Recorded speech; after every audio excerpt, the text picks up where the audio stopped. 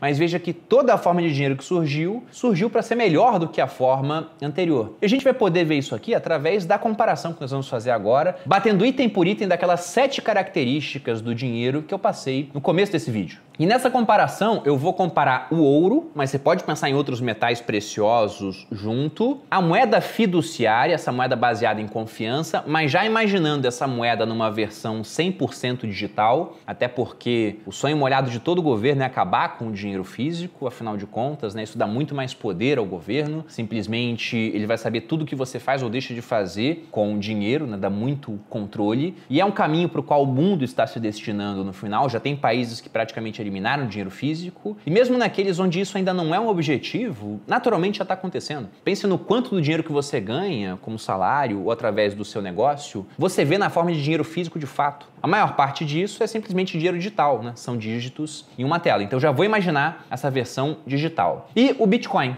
como uma alternativa para essas outras duas. Então, pegando item por item, quanto à durabilidade, o ouro, embora seja físico, ele é extremamente durável. Você pega a joia de ouro mais antiga, data de 4.500 a.C., e ela poderia ser vendida numa joalheria hoje. Aqueles cafés lá em Abu Dhabi que servem ouro junto com o café, você tomaria e se fosse peneirar o resultado daquilo, o ouro sairia igual, né? Embora decomposto. Não aconselho que façam isso, tá? Mas é só um exemplo, porque o ouro, ele de fato é durável. E quanto ao Bitcoin e as moedas fiduciárias nessa versão digital? Também, desde que o servidor que está guardando aquelas informações, no caso do Bitcoin, vamos lembrar que é uma tecnologia descentralizada, né, espalhada pelo mundo, ele permanece ativo, aquilo permanece durável. Quanto à divisibilidade, vimos que o ouro tem o problema do troco miúdo, tanto que nunca esteve sozinho, precisava da prata, então isso limita a divisibilidade desses metais. Já o Bitcoin é divisível até a 8ª casa decimal, e as moedas fiduciárias têm lá sua divisão até os centavos, se bem que centavo hoje compra quase nada, né? Pensa no que você compraria com 1 centavo de real. Então, uma divisibilidade que nem é mais exigida da nossa moeda. Quando era pequeno, com 1 centavo eu comprava bala. Hoje, essas moedas de 1 centavo, faz muito tempo que eu não vejo uma. Talvez nem existam mais, boa parte delas. Quanto à fungibilidade, os três são fungíveis. 1 grama de ouro é exatamente igual a 1 grama de ouro, um Bitcoin é exatamente igual a um Bitcoin, e um real digital seria exatamente igual a outro real digital, já que eliminamos aquela questão de assinatura, de presente do Banco Central, de número de série da nota, de ter uma inscrição ou não. Analisando a parte da portabilidade, aqui moeda fiduciária e Bitcoin ficam extremamente portáteis, então ponto para ambos, enquanto para o ouro você já tem uma dificuldade maior, porque afinal de contas, experimente andar com o seu bolso cheio de moedas. É muito mais complicado, né? Sem falar que a densidade do ouro também torna um volume até que pequeno muito pesado. Se você tivesse 1 litro de ouro com você, 1 litro é uma garrafa de suco. Enquanto preenchida de água aquilo pesaria 1 quilo, preenchido de ouro pesaria mais de 19 quilos.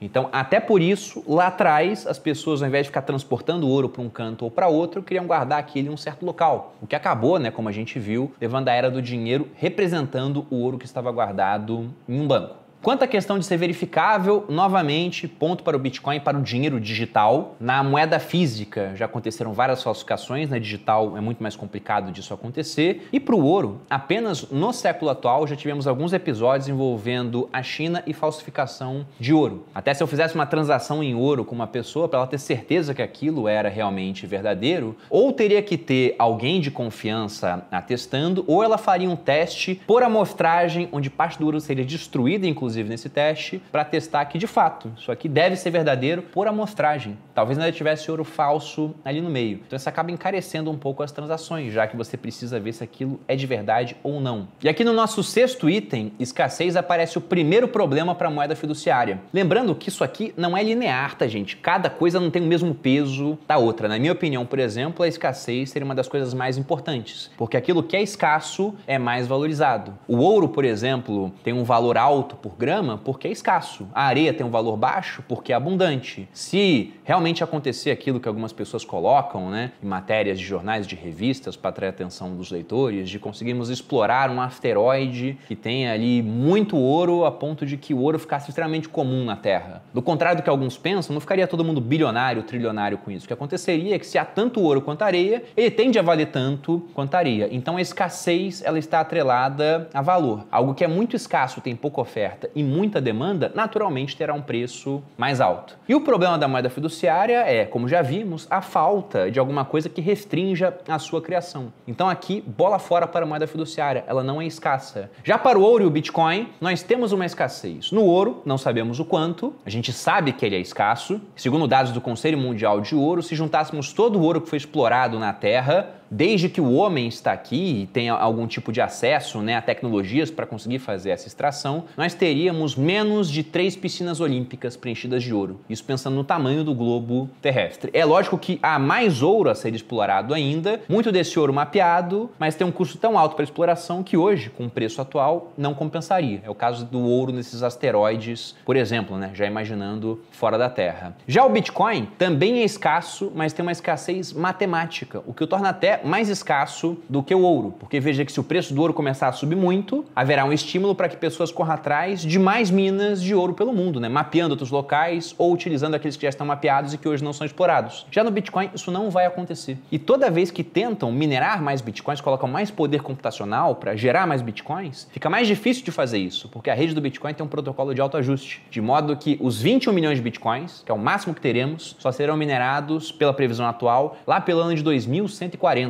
E disso, boa parte terá sido perdido pelas pessoas que fazem uma custódia ruim dessa criptomoeda. Então, na escassez, ponto para o ouro e ponto para o Bitcoin, mas eu colocaria um ponto duplo aqui para o Bitcoin, porque escassez é muito importante. E o último quesito, que é a questão de um histórico sendo utilizado como dinheiro, um histórico de aceitação. Aqui é indiscutível que o ouro bate as outras duas alternativas, ponto para o ouro. Quanto à moeda, a gente pode colocar um ponto mais ou menos aqui, porque afinal de contas tem um histórico, embora não seja um histórico tão longo quanto o do ouro, e invariavelmente para o Bitcoin a gente não poderia colocar esse ponto. Para as moedas fiduciárias, eu vou até marcar como não sendo um item que foi batido. Se eu for pensar em termos de histórico realmente, o único histórico milenar dentre as 3 alternativas analisadas é a do ouro. A moeda fiduciária tem algumas centenas de anos, mas assim, sem algo que dê um lastro para ela, dê algum tipo de ideia de escassez, ela é muito recente, Se formos pegar o fim do lastro ouro em dólar, tem apenas 50 anos. E o Bitcoin, muito menos do que isso. O white paper dele saiu em 2008, o primeiro bloco minerado em 2009. Então vemos que o Bitcoin é extremamente recente, com cerca de 13 anos de duração. Eu até faço uma ressalva aqui, mostrando a questão da evolução tecnológica, que é um processo que está em constante aceleração. De modo que ter 13 anos hoje é algo já representativo. Pense aí na evolução do tempo, o que aconteceria se você pegasse um camponês europeu do século XIV e teletransportasse ele 100 anos à frente para o século XV. Quase nada na vida dele, em termos tecnológicos, teria mudado. As pessoas que ele conhecia teriam morrido, mas a vida permaneceria quase igual. Agora, se eu pegasse uma pessoa que tinha 30 anos no início dos anos 90 e transportasse ela para cá, um avanço de 30 anos no tempo, a idade que ela tinha, as coisas teriam mudado radicalmente. Basta pensar em quando você começou a utilizar o WhatsApp, quando viu o Bitcoin pela primeira vez, quando utilizou o primeiro Uber. Então tudo isso é muito recente